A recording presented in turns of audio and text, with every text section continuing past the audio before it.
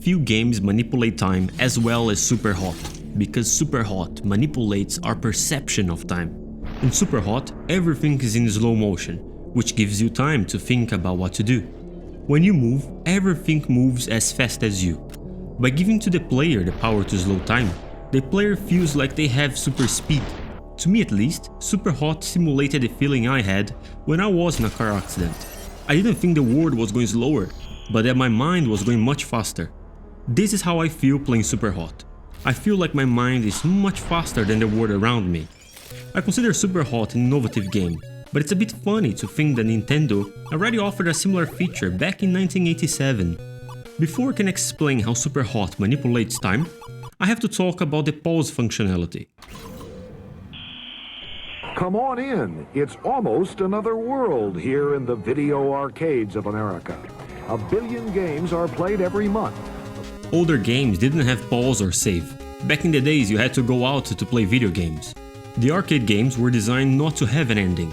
The first console to have a pause functionality was the VES in 1976. You had to press a button called Hold on the console. Pausing a game might seem obvious to us today, but it was a novelty at the time. A year after the VES, Atari released the Atari 2600. It didn't have a pause button, but some of its games allowed the player to pause the game by using other switches, like pressing the button that switches between color and black and white. In the early 80s, some computer games like Castle Wolfenstein allowed pausing by using the ESC button. Hills presents Intellivision, intelligent television by Mattel. More sophisticated than any video game that has come before. The Intellivision game console was the first to allow the player to pause the game using the controller. You could pause by pressing 3 and 7. Arcade, Atari Super System. You may like the Super System better. It has some of the best arcade and sports games and plays every Atari cartridge. It even does something no arcade game can. Telephone! It's Judy! It lets you freeze the action. The Atari 5200 included a button named Pause on the controller.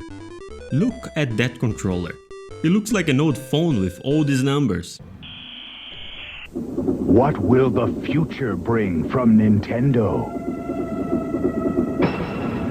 More hits like The Legend of Zelda. Sports hits like ice hockey. Nintendo has the most video game hits like Hogan's Alley and Donkey Kong Classics, and more like Excitebike and RC Pro-Am, and you can play them only on the Nintendo Entertainment System. Now you're playing with power. In 1987, Nintendo released a new controller to the NES Advanced. Besides the pause functionality, it had a slow button. It would activate slow motion. It wasn't really slow motion, it emulated pressing pause repeatedly and very fast. If you try to do something like jump while the game is paused, nothing happens. This was the problem with the slow motion.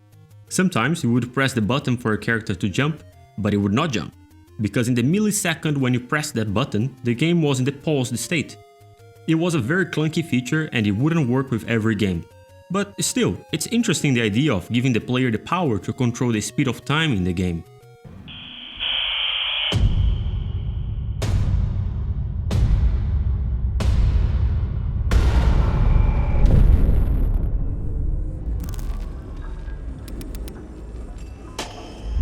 Super Hot, released almost 30 years after, managed to give that power to the player, not by pressing a button on the console or on the controller, but in the game design.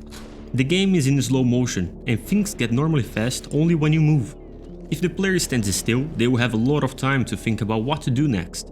It's pretty much the same idea from the slow button in the NES, but done in a much better way. When I play Super Hot, I feel like I have super speed. I've been to a car accident once. We were on the highway, it was raining a lot, and the car started sliding, aquaplaning. The car was spinning and trucks were coming from both directions. Luckily, nothing happened. It must have lasted a couple of seconds, but to me, it felt much longer than that. Because of the danger, my mind was at its full capacity, paying full attention and trying to find a way out. Super Hot makes me feel like that, but without the danger. Perceiving time is something tricky. The NES slow button doesn't really change the perception of time. Everything goes slow all of the time. In Super Hot, once you make a movement, things move fast too. The player has time to think about what to do, but when the player actually does something, the world is not in slow motion. And that's where the magic happens. Aristotle thought that time is the measure of change. Motion is change. The NES slow button makes any change slower, so the time in the game is slower. But Superhot slows change only when the player doesn't move.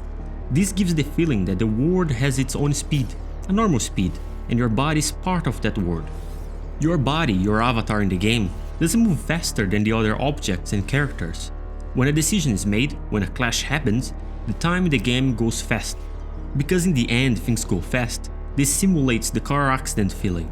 It simulates like our minds are going super fast, but that the world is still with its normal speed. During the car accident, I didn't feel the world was going slower. I felt my mind was going faster. I knew that the event is going as fast as usual. That's the magic Superhot does. It gives the feeling that the event is going at a normal speed, but it's our minds that are going much faster. The game designers can't make the player feel in danger, and frankly, I don't want to play a game where I feel that kind of danger. Superhot can't manipulate the speed of our thoughts inside our minds, but it can give the illusion that the world around you goes slower than your thoughts. If time is the measure of change, we can talk about the time inside our heads and the time outside, in the world. In our heads, there are changes in our thoughts. Superhot managed to hit the sweet spot and play with how we perceive time.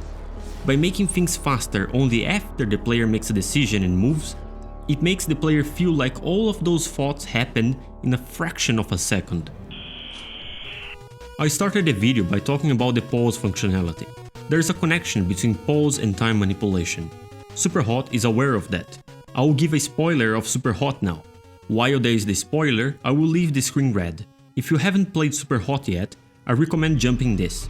Alright, in the last level in Superhot, you have to shoot a representation of the player. There is a guy playing Superhot on a computer, and you can see on the screen that that's you. He's playing you. To finish the level, you have to shoot him. You can't stop or leave the level. Pressing ask doesn't work, and time doesn't go slower since there is nothing else happening, just you moving. There's no external world anymore, no change in events outside of your mind. All that happens are your own decisions, your own thoughts, and your mind won't stop thinking. You can't pause, there's no ask, no way out, but to do what the game is telling you to do. The last level Superhot doesn't manipulate time. It takes away from you the power to control time. It takes away even the power to pause.